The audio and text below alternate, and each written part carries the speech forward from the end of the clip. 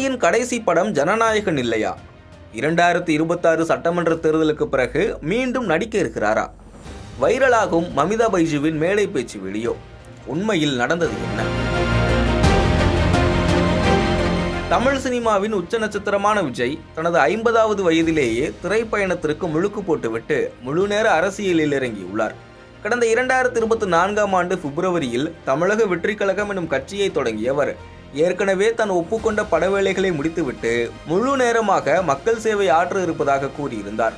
தொடர்ந்து கடந்த ஆண்டு அக்டோபரில் விக்கிரவாண்டியில் நடைபெற்ற முதல் மாநாட்டிலும் தனது கெரியரின் உச்சத்தை, அந்த ஊதியத்தை விட்டுவிட்டு மக்களுக்காக, மக்களை நம்பி வந்திருப்பதாக கூறினார் விஜய்.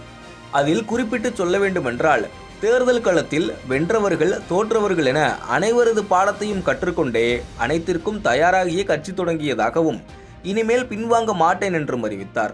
இதன் மூலம் தான் இனி நடிக்கவே மாட்டேன் என்பதை உறுதிபட தெரிவித்திருந்தார். தேர்தலில் தோற்றுப்போனால் அவர் மீண்டும் நடிப்பார் என்று எழுந்த பேச்சுக்கு அது முற்றுப்புள்ளியாக அமைந்தது.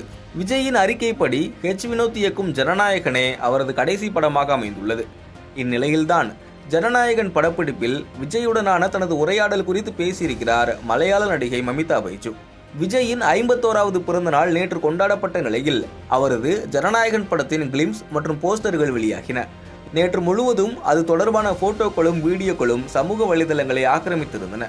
இந்நிலையில்தான் மமிதா பைஜுவின் மேடை பேச்சு வீடியோவும் வைரலாகியுள்ளது. நிகழ்ச்சியின் மேடை ஒன்றில் பேசிய மமிதா பைஜு ஜனநாயகன் படப்பிடிப்பின் போது விஜயுடன் பேசியது குறித்து விவரித்து உள்ளார். பலரும் கூறுவது போல இதுதான் உங்கள் கடைசி படமா என்று கேட்டதாகவும், யாருக்கு தெரியும், தேர்தல் முடிவுகள் தான் எல்லாவற்றையும் தீர்மானிக்கும் என்று விஜய் பதிலளித்ததாகவும் பேசியிருக்கிறார். இதன் மூலம் ஜனநாயகனுக்கு பிறகு, குறிப்பாக 2026 தேர்தல் முடிந்து விஜய் மீண்டும் நடிப்பாரா என்று பலரும் கேள்வி எழுப்பி வருகின்றனர். இதனைத் தொடர்ந்து விஜய் மீண்டும் நடிக்க வேண்டும் என்று ஒரு தரப்பு கூற, அவர் முழு நேர அரசியலிலே தொடர வேண்டும் என்று மற்றொரு தரப்பு தெரிவித்து வருகிறது. குறிப்பாக விஜய் தேர்தலில் வென்றுவிட்டால் கூட மீண்டும் நடிக்க வாய்ப்புள்ளது. ஆனால் தோற்றுவிட்டால் அது வெல்லும் வரை விடமாட்டார், மீண்டும் நடிக்க மாட்டார் என்று கூறி வருகின்றனர் விஜய் ஆதரவாளர்கள். இது குறித்த உங்கள் கருத்தை கமெண்டில் பதிவிடுங்கள்.